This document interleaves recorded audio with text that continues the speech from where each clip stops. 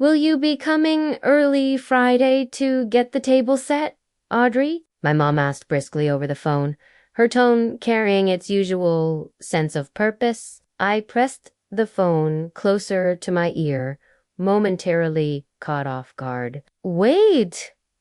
What's happening? Friday.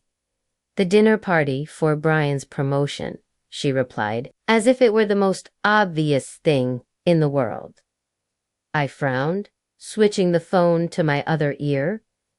I wasn't invited. Well, of course not, she said dismissively. It's mostly Brian's colleagues and friends. You wouldn't really fit in. Her words stung, but I kept my voice neutral.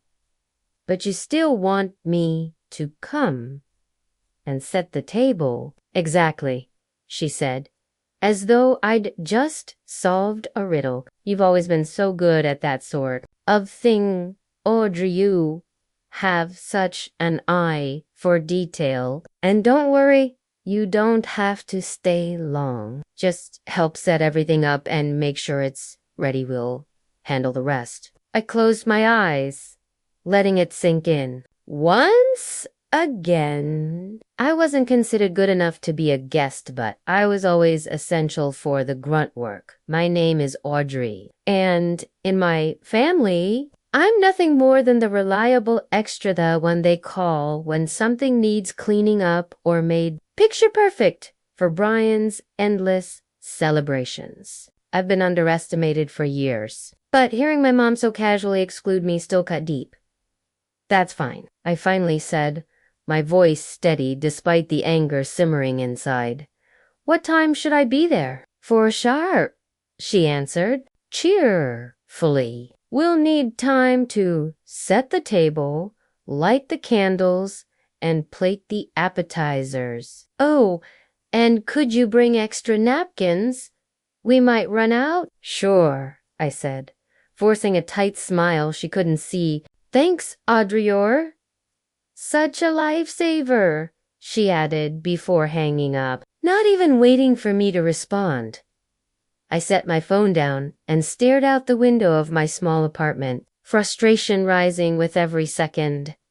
I'd moved out years ago to escape this exact dynamic, but apparently distance didn't change anything. Then my phone buzzed again. A reservation app I hadn't touched in months popped up with a suggestion, a table for one at my favorite restaurant this Friday night. I hovered over the screen for a moment before tapping reserve. For once, they could manage without me. By Thursday afternoon, my phone was vibrating nonstop. Don't forget to pick up the napkins.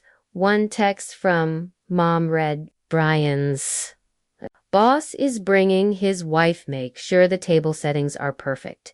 Another chimed in. Each message made me grip my phone tighter. They hadn't even asked if I wanted to help. They simply assumed I'd be there, as always, working behind the scenes. But this time, I had my own plans. Living in my own apartment was supposed to give me space from these constant demands, and it had except when it came to family events. Then it didn't matter how far away I was still dependable. Audrey. I glanced at the confirmation email for my dinner reservation and felt a twinge of guilt. Was it wrong to leave them scrambling when they clearly needed help? But then I remembered all the times I'd dropped everything for them, only to be brushed aside or excluded. This wasn't just about Friday night, it was about years of being overlooked. No, I thought, silencing my phone. This time, they could figure it out. On Friday morning, Mom called. Audrey, just a quick reminder to be here by 4. We're counting on you to get everything ready before the guests arrive. I hesitated before answering. Don't worry, Mom. I'll take care of it. Oh, good, you always make things perfect. I don't know what we'd do without you. Yeah, I said softly.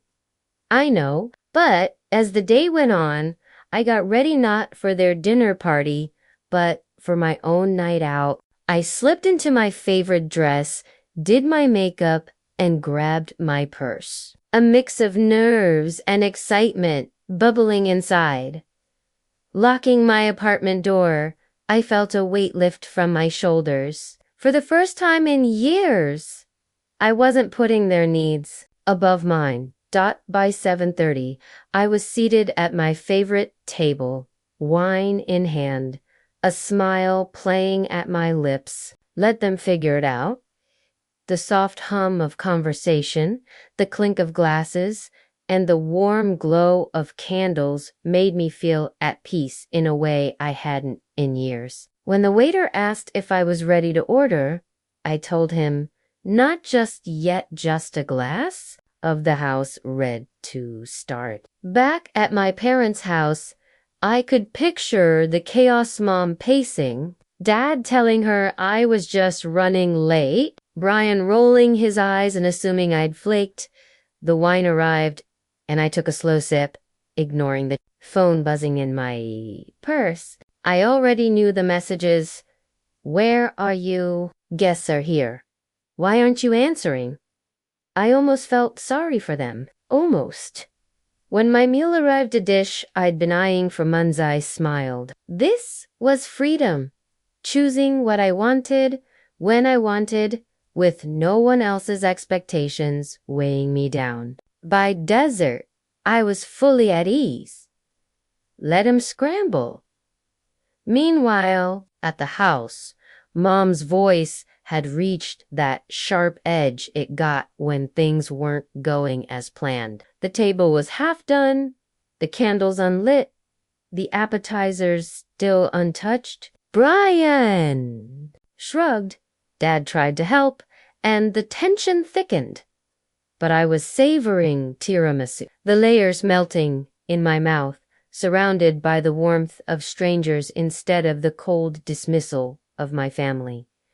When my phone buzzed again, Dad this time, apologizing. Set it down without replying. Tonight wasn't about them.